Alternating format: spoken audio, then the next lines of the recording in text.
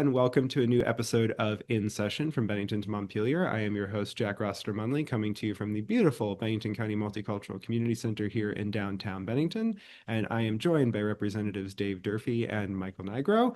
I am hoping that we will be joined shortly by Representative Jonathan Cooper. We'll see. It's been a treacherous drive back for all of our legislators through the storm last night, so absolutely no issues if people need a little extra time this morning after what may have been an incredibly difficult drive back. Representative Durfee, you were saying right before we got on that in your 7 years in the legislature, this was your most difficult drive home. It was certainly the longest drive home. I think maybe there have been other days where the traction was just as bad, or maybe even worse. But I didn't leave when I should have left, probably, and ran right into the thick of it. It was coming over the mountains between Montpelier and Shaftesbury. It was tough. Traffic was very slow going. Absolutely. And we are recording on Saturday morning. You all will be seeing this on Wednesday evening, but just for context, that's part of why we're discussing the trip home.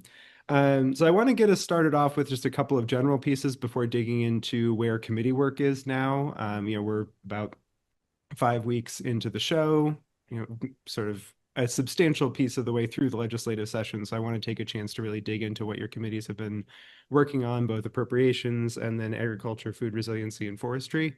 But to start off with, there was a couple of pieces of news that came out of the legislature that are a little more general, that being that Senate President Phil Baruth is not going to be seeking re-election, and also that the governor has appointed Jack Brigham as a replacement for the House seat representing the city and town of St. Albans, portions of the city and town of St. Albans.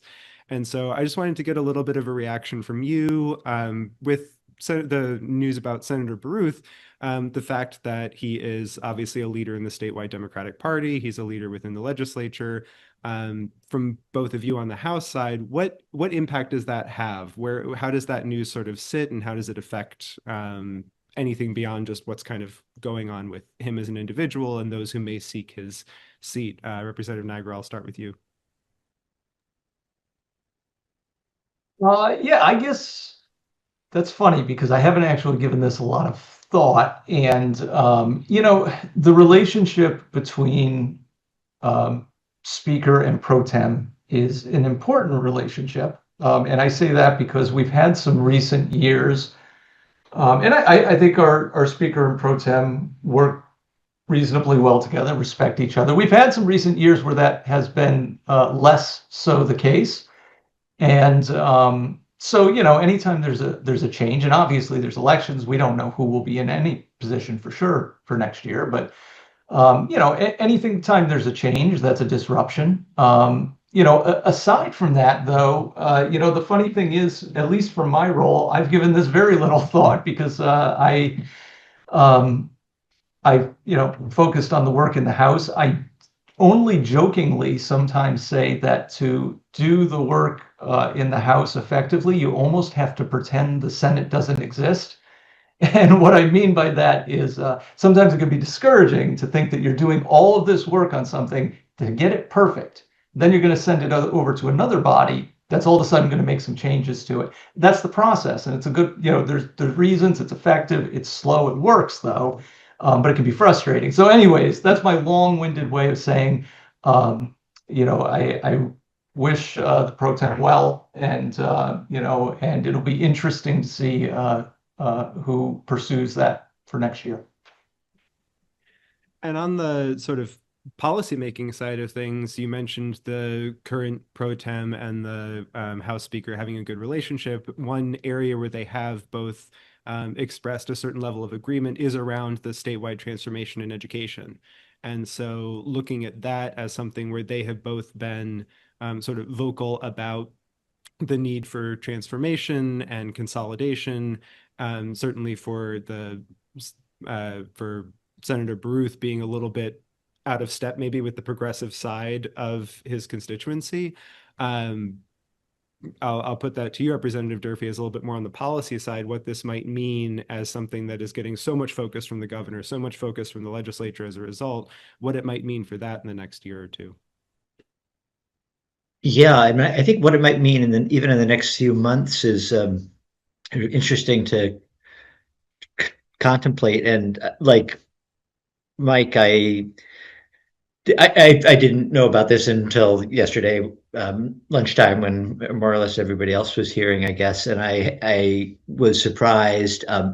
Haven't have had so much else in my mind that I haven't had a whole lot of time to think about it, except to the extent that there's, as you say, one issue right now that's dominating the conversation in I think in his office and in the speaker's office too, and it's been challenging for both leaders, I think, to rally their caucuses in the same way that it's been challenging for the governor to rally his his party behind this issue. And I think that there was some speculation that within his own, so he has a constituency within in Montpelier, the caucus that he leads and represents, but then he has a home constituency as well in Chittenden County, and was perhaps not in alignment with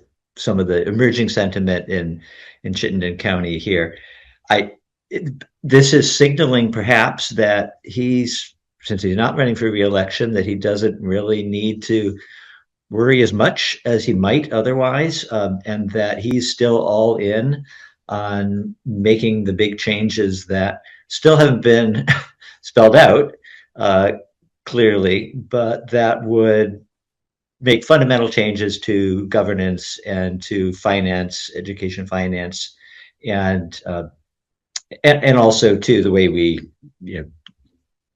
equally and equitably, distribute funding to educate kids across the state. And bringing it over to the House side with Jack Brigham's appointment, you mentioned the governor's party. He will be a Republican replacing a Republican, not necessarily a change there. But this, I think, will dovetail into our discussion of what your committee has been doing, Representative Durfee, because he is somebody who is a longtime farmer. And I'm curious if there's been any discussion about what having his voice added into the House might mean for some of the large questions that are facing agriculture transformation at the moment. Yeah, I think, not all that many years ago, or maybe I should say not all that many decades ago, the legislature was dominated by farmers. And just a few years ago, there was a sort of a milestone reach when the last dairy farmer stepped down or decided not to run again. And we, at the time, when we had no dairy farmers, and since then we have actually had a couple, and serving on the agriculture committee with me, and now we'll be adding another, so that's good. That's encouraging. We've been operating all year so far since January without a full committee, so it will be helpful to have that last seat at the table filled, and have a more robust discussion as a result. But we haven't met yet. I'm planning to reach out to him this weekend, and I think he probably knows that he'll be assigned, or will probably be assigned, to the agriculture committee. That's everybody's understanding. So, but I don't want to get too far ahead of myself, I guess.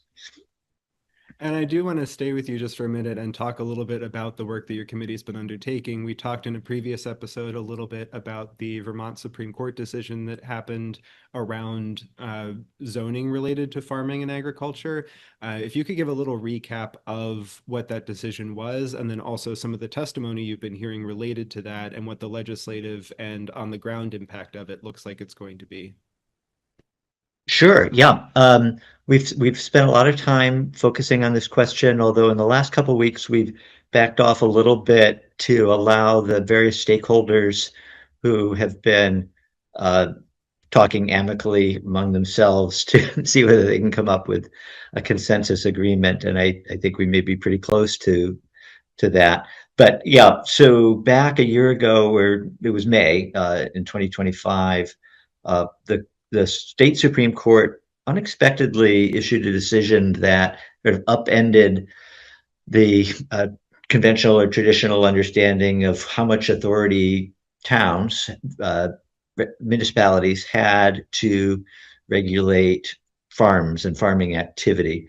So, as we all know, you can't just build a building on your lot in town without getting permits of some sort, and there are probably guidelines that you need to follow in certainly in the towns that we represent.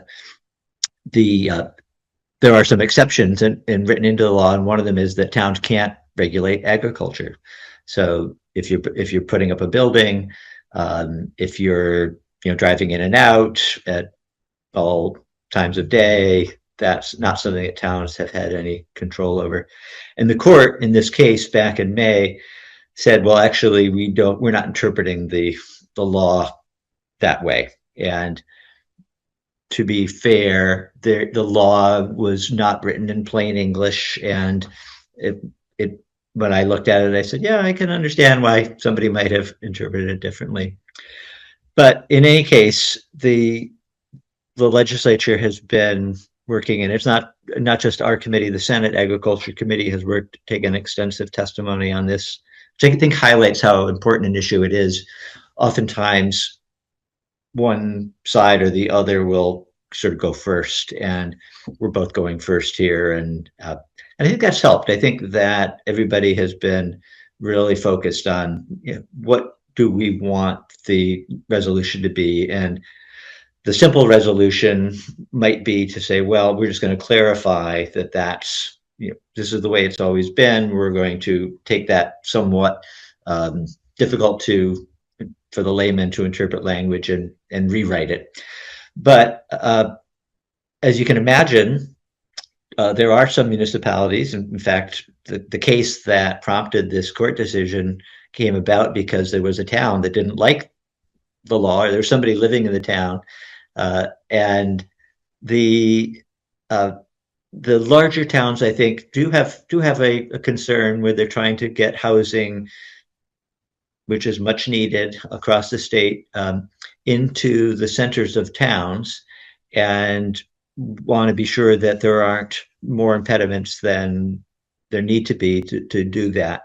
So there's I think an understanding that that's a legitimate interest, a statewide legitimate interest, and then it's trying to define that more clearly and put parameters around what exactly do we mean by in the middle of a town, and then even then, what should a town be allowed to say no to or put restrictions on. And I'm hoping that our committee will have a bill that we're ready to get some input from the rest of the House on in the next week, maybe before town meeting or shortly thereafter. And I just want to stick with that for a second, because you have been taking so much testimony. Are there any pieces of it that stand out to you as having been particularly informative or just of particular interest as you were getting more information from different stakeholders on this? Well, I think that sort of the case that brought this about in the first place is an interesting one. It involved technically we all understood to be a farmer in the city of Essex Junction, which is it's not downtown urban, but it's quite suburban, and half-acre lots, subdivisions with cul-de-sacs, and he had decided to grow cannabis legally, and in order to do that, acquired a large flock of ducks. Be careful with my pronunciation here, and had used the ducks to help fertilize the pot that he was growing, and it created I think, an unsightly and smelly half-acre lot in the middle of a residential area. And I think that the concern there was, uh, you know, legitimate and not something that we can just dismiss. He was selling eggs, maybe selling duck too, and selling enough of it that he qualified to be a farmer and therefore exempt. Now, Mike, if you decided to do something similar, I think, in your lot and weren't selling $2,000 worth of duck eggs, right now, the town, I mean, historically, the town could say to you, no, you can't do that because you're not a farmer, you're not selling $2,000 worth of eggs. But duck eggs are pretty pricey. I mean, all eggs are more expensive now than they once were. And duck eggs, I don't know what they would fetch for a dozen, but you can imagine getting up to $2,000 fairly quickly with enough ducks. I'm not recommending you do this, but it's and in fact right now you probably couldn't do it the way the courts interpreted it, and I think we're trying to come to a resolution where you would not be able to do that. We're not trying. I think again we're all sort of understanding that we don't want to go back quite to that point, but also want to have agriculture is an important feature of the state, and we want people to be able to grow their own food, whether that's growing gardens or maybe having a few chickens, maybe a few ducks. Excellent. I think that's very informative for folks to understand sort of where this is all coming from and what is really trying to be addressed here. That it's not, I think this can feel a little arbitrary, like all of a sudden this came out of nowhere. There's not a lot of tradition of this kind of action through the judiciary or the legislature. I hope that context is helpful for folks. Moving over to you, Representative Nigro, with your Committee on Appropriations, looking fairly holistically at the FY27 budget. I'm sure you're taking in a lot of testimony on a wide variety of issues. I'm wondering if you could just talk a little bit about what you've been hearing in the last couple of weeks, what groups you've been hearing from, and if there are any themes that are developing across some of those groups coming into this round of budget adjustments and discussions. Sure, and I should note that if I was to try to acquire a flock of ducks, I don't think the town would be the issue. I think my wife would. But either way, I don't think it's a good idea where I am. So yeah, we have actually at this point taken testimony from just about every single Vermont agency and department. And we've had 2 public hearings as well, where outside organizations and citizens can come with further budget recommendations. And we have fully reviewed the governor's recommends for the budget. And so we are really just starting to begin the process really of deliberation and thinking about the budget as a whole. And you kind of touched on it, but I mean, there are actually just really big philosophical approach questions that I think each of us on the committee wrestle with about how to take on the budget. And I have to be careful because I can start talking about this way longer than anyone would be interested in listening. But there really are just very interesting different ways that you can approach the state budget. We have all of these special sources of revenue in the state. So for instance, the gas tax, it was, comes from when you buy gas for your car, and historically went to doing a lot of the transportation projects. So paving roads, building bridges, makes a lot of sense. You kind of tie something to a specific source of revenue that is related. And so, that's one approach. But then sometimes over time, as has happened in this case, the tax, we actually started spending the gas tax on various different things. And so that, or it starts getting diluted a little bit. But more than that, the tax has started to decline, had leveled out and has started to decline. We still have to pay for bridges and paving. So do you view all these sources of revenue tied to what you spend them on? Or do you view it instead as a big bucket? On one side, you're putting in all of the state's revenue, which includes taxes and federal funds and the gas tax and anything else that's a revenue. And on the other side, you're budgeting all of these pieces. So, I mean, these are actually complicated uh, approaches. And you can make an argument for both. We do. We have these conversations in committee on a daily basis. You can argue in different instances for both of these kinds of approaches. But at this point, we're kind of having some of these high level discussions. And in the next week before town meeting day and then 2 weeks after town meeting day, we're going to progressively start moving more and more granular in our conversation to the point where we're talking specific dollars, specific program. But we're certainly thinking a lot about prioritizing. The reality is, the governor set out with the goal for his budget of no more than a 3% increase. So when he talked to all of his agencies, all the departments of the state, he said, give me a budget with a 3% increase. Well, the problem is pay increases for staff, health insurance increase, benefit increases, and a lot of material cost increases were all more than 3%. So if you pay a lot more than 3%, you have to keep your budget at 3%, you're losing someplace. So you're cutting someplace. So agencies, in many instances, have come to us with budgets that we are concerned. In the case of healthcare, there are certain Medicaid reimbursement rates that don't go up at all. Well, costs keep going up for everybody. They're going up for you, for me, they're going up for businesses. So if costs keep going up, but reimbursement rates don't go up, there's a significant potential for problems in our healthcare sector. So, these are kind of the conversations. This is what we're looking at. The other big hanging question is the governor had designated over $100 million to reducing property taxes. And again, that's a challenging question currently. There is no doubt.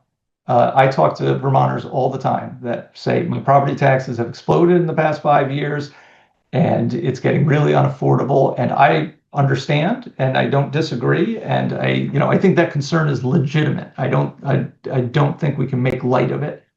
So I think anything we can do to reduce that burden is reasonable, it's justifiable, but we're also balancing that with, as I said, one way to look at level funding something like Medicaid is if you level fund it, it's really a cut because costs keep going up, inflation's going up. So level funding, in essence, is really a cut.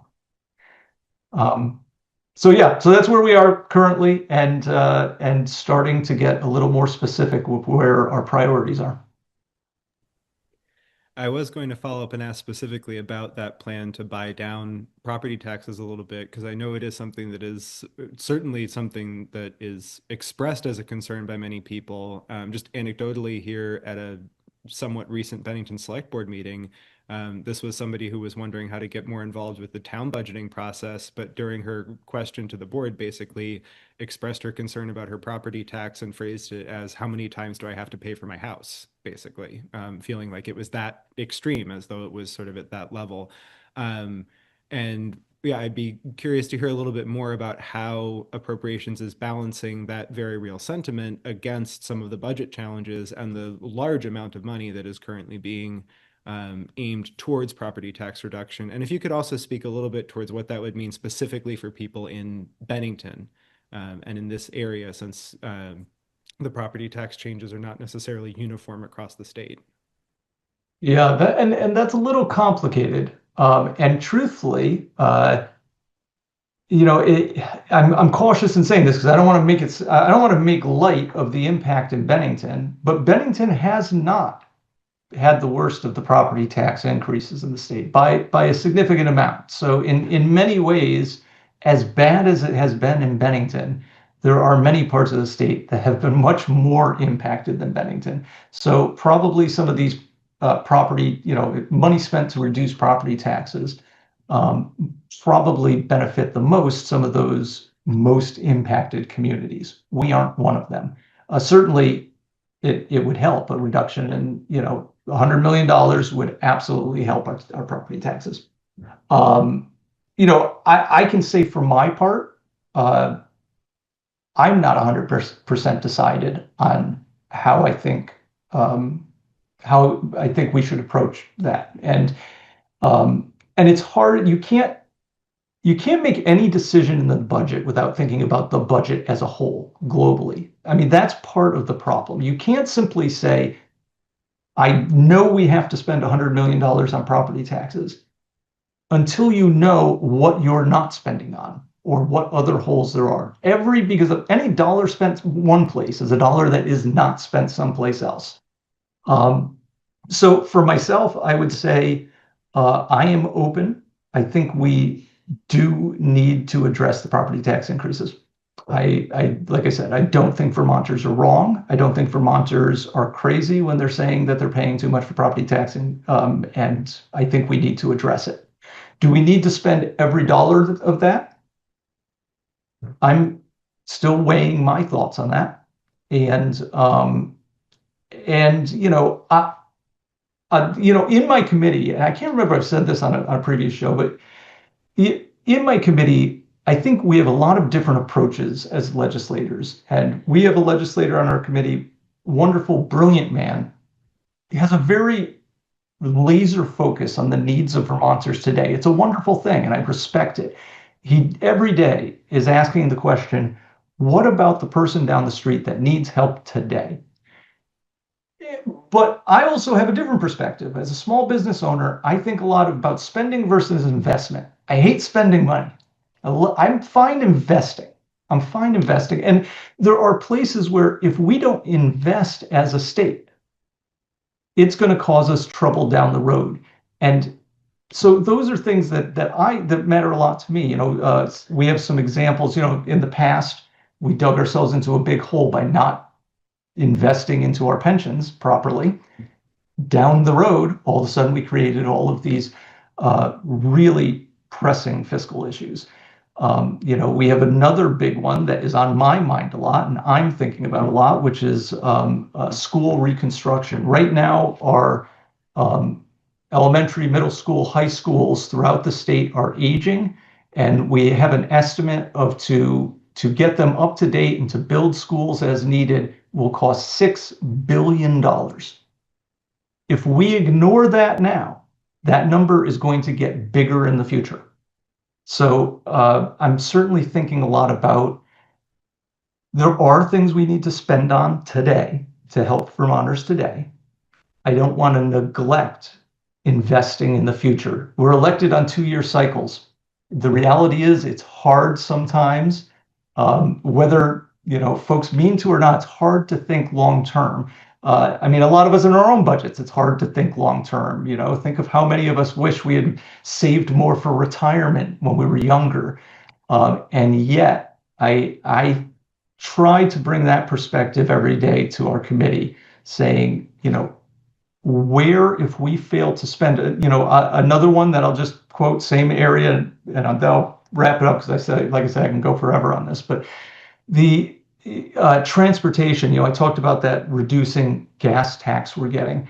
We're spending less on paving and bridge repair and projects this year, currently budgeted, than in the past, and less than I think a lot of folks on that transportation committee think we should be spending. And today, maybe that's okay. Today, maybe we'll take that money and spend it on something important, and we feel that's the best decision. But the problem is, every year you don't pave enough, you increase the amount of paving you have to do in the future. Every year you don't fix a bridge, you increase the number of bridges that all need to be fixed in the future, and you have this growing future debt. So it's another area that I'm afraid if we underinvest, it's going to come back and haunt us. And I do want to bring that question of investment and that investment framework over to you, Representative Durfee, around this question of sort of where money goes when times are tight.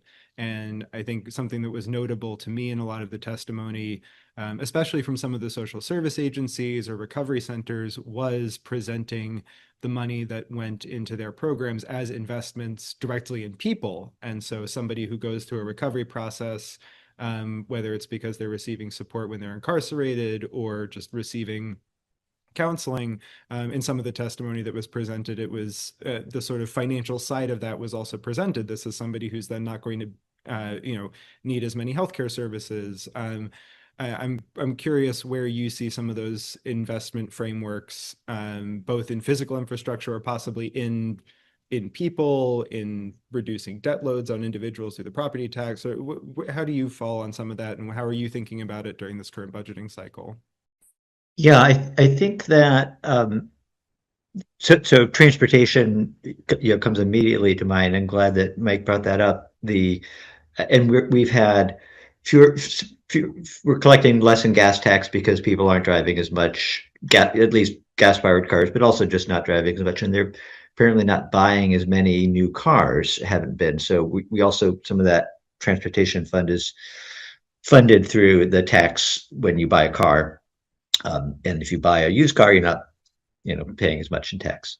But a different area, maybe a people related investment that has been proposed this year, and we've took some testimony on it, and I'm sure that appropriations has too or will, but is to appropriate a little more money than we have in the past for people to help with navigating the enrollment process for programs like Medicaid and SNAP, which many Vermonters rely on, as we've learned, and which has become harder. The enrollment process has become harder and is about to become, I guess, harder. Maybe as of March 1st, rules are changing eligibility, and I think the concern isn't so much that a lot of people won't be eligible who have been eligible, but that it will be a lot harder for people to demonstrate that they do qualify to receive programs, funding, and these are federal programs or federal state programs.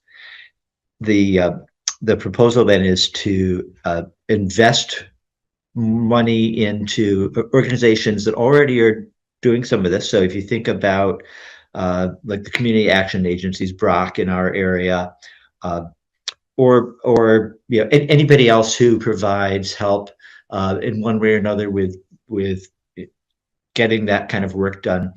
Some of those people are volunteers, but many of them are doing that for their jobs. And if we have more people doing that, it will help more people stay eligible, and that has a ripple effect. Obviously, if people can stay healthy, then they're staying out of the hospitals. We also want to be sure that our hospitals, however, stay intact. And if we're losing, if the hospitals are not able to bill Medicaid for a patient who has come in and needs to be taken care of, then the hospitals end up paying for that themselves. They're required to by law if someone comes into the emergency room, and you can envision a scenario where very quickly that spirals into a bad place. Our hospitals across the state are in a precarious situation. We haven't talked about that this morning. Ours here in Bennington is a little more stable, but others are not, and it would be it wouldn't take too much, I think, for that to put one of them in a very difficult place, one or more. So that, I think, is an investment of several $1 million that would be worth considering. We're at the point where we're just about in our committee to recommend to the appropriations committee. We've taken testimony in each of our subject area committees, and we'll be putting a formal recommendation letter and sending it off to the appropriations committee. Ultimately, then the appropriations committee will put a final budget product together. But then it comes back to all of us. Everyone gets a vote on it, and we tend in all areas to defer to the expertise and all the time that the committees have put in. Um, so we'll see. We'll see what happens there. Though we are just getting back to the property tax issue. In addition to supporting the idea of benefit navigators, we've had and will be recommending funding for Vermonters Feeding Vermonters, which is a program run through the food bank that purchases from farmers in the state and gets fresh produce ultimately onto the shelves of food shelves around the state, including here in Bennington. Programs that NOFA Vermont run that help SNAP beneficiaries use their programs at farmers markets around the state. These are all proven programs that do have a return on investment, partly because we're pulling down federal funds when we use them, or in the case of Vermonters Feeding Vermonters, that's money that circulates right back into the economy. So hoping that there's room in the budget for those as well.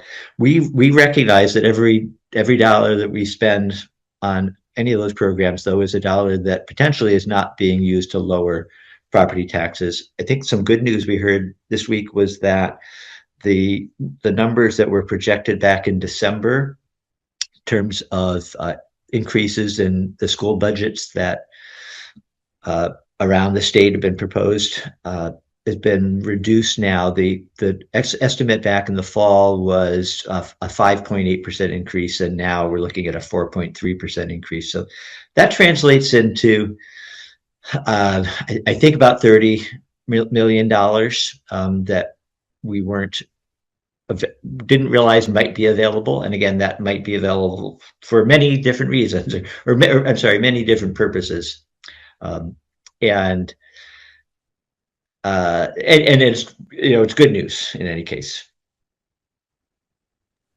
And we'll definitely be following that entire process very closely, both the state budgeting process, but then also these continued estimates and questions around specifically education funding and spending, both as the continued consolidation conversation goes on, but also as these numbers are getting updated and we have a firmer understanding of where things currently sit.